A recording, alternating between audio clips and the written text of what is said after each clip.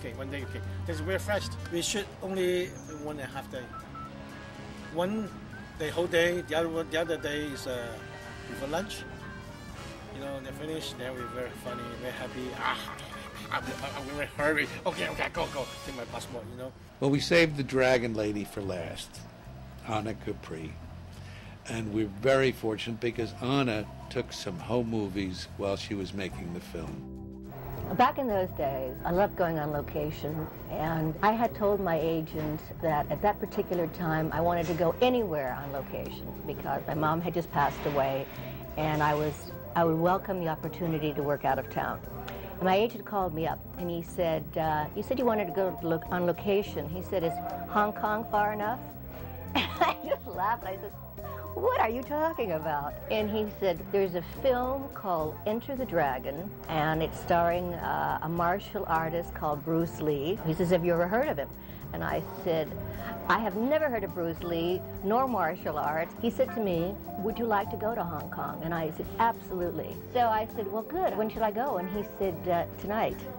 I said, no way. And I said, well, what's the part? He says, I don't have a frigging idea. But he says, you know, they'll send you the script, packer, and the luggage. Just get on that plane. I somehow miraculously was on that plane going to Hong Kong that night at midnight. China Airlines. My dad had given me a little Super 8 camera for my birthday, which was like a couple months before I went, and I just threw it in the bag just to pass the time, just walking around and, you know, taking some shots of Bruce and John and Jim Kelly and Bob Wall. Of course, I'm sorry that I didn't have more. We just spliced 5 3-minute increments together so it would be easier to view, to show my friends. And like I said, it was just for fun. And it wasn't really from the beginning, middle, and end. It was mostly just, you know, where they were filming the tournament scenes. And when they first arrived, that was just down the steps from where we shot the tournament scenes. As a matter of fact, it's very interesting because I had been invited to a formal lunch at this rich palatial estate. It was on a Sunday afternoon, and I went, and the lunch was basically held on a boat, which was down the steps from this palace. I noticed that these yellow flags were flapping in the wind. I asked our host, I said, what are all those yellow flags doing there?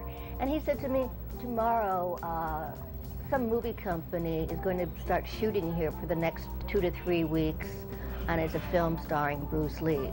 And I said, I can't believe that. I said, I'm the leading lady in that role, in that movie. And he said, you're kidding. I said, no.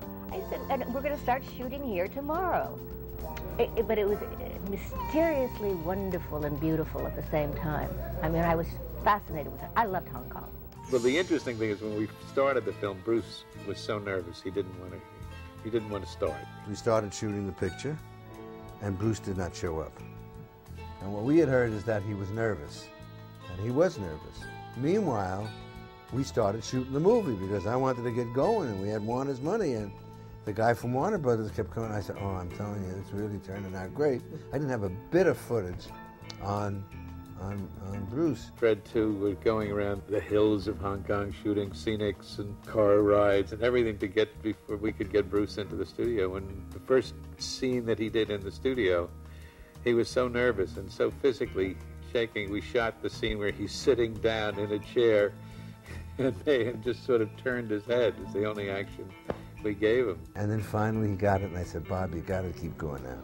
And then from then on, Bruce, not only was with it, like everything Bruce did, he became terrific in what he did. Great film coordinator, stunt coordinator.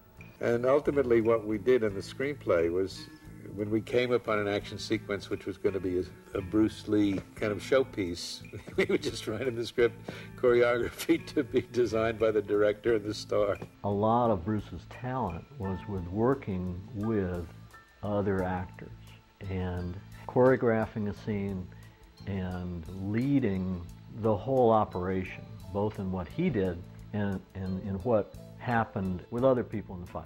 And a lot of it, again, with the director. The director had, Bob Klaus, had a wonderful sense of action. And he really had a wonderful visual eye to what would make a good action scene. When I saw the fight downstairs when he goes into the caves. I thought when we saw that, the kind of things that Bruce was doing was unusual and different. And he also had great charisma. And you know, you watch the other stunt guys watch Bruce, you begin to understand what happened. I mean, you know, remember Jackie Chan was a stuntman on Enter the Dragon. Everybody began to understand that this was something unusual. And we were starting to get the feel, and being in Hong Kong and seeing the way the people, you know, considered him a hero, you were caught up in it. And when Bruce liked something, when Bruce saw something, he was very inventive.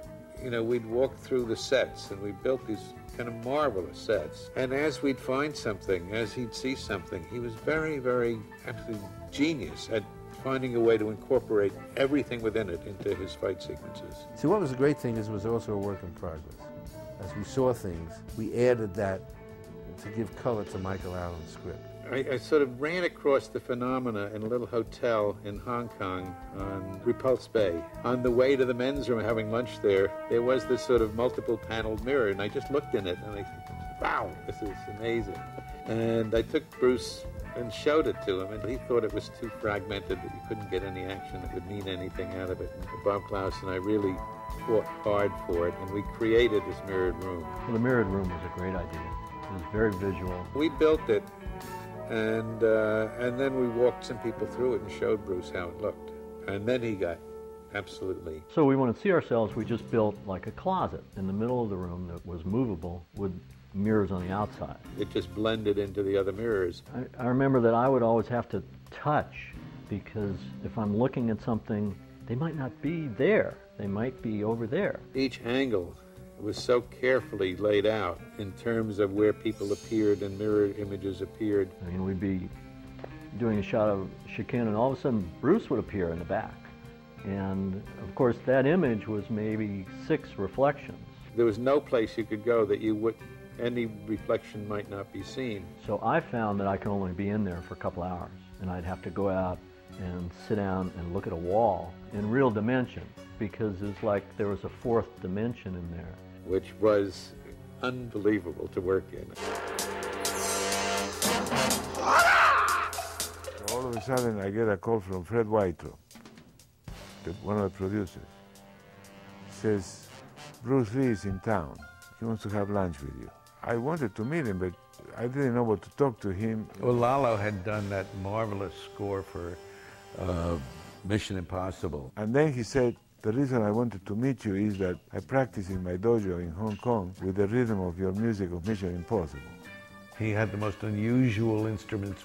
He found things that we used in Enter the Dragon that hadn't really been used much in orchestration. So I had to invent sounds based on instruments that they are accessible to the studio musicians that would sound like from the audience.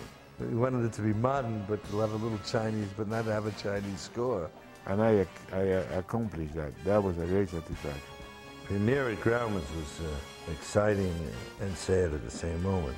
Of course, Bruce had passed away by then.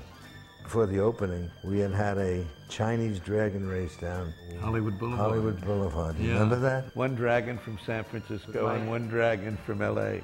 But it was all due to Bruce. I mean, you have to understand, everything emanated from the fact that we caught a star. And I don't mean star, movie star, I mean a comet. A comet, yeah, right. And it was a shame that he wasn't there at the opening to see it. The regret that I think we have at this moment is that Bob Klaus isn't here with us anymore to be part of this.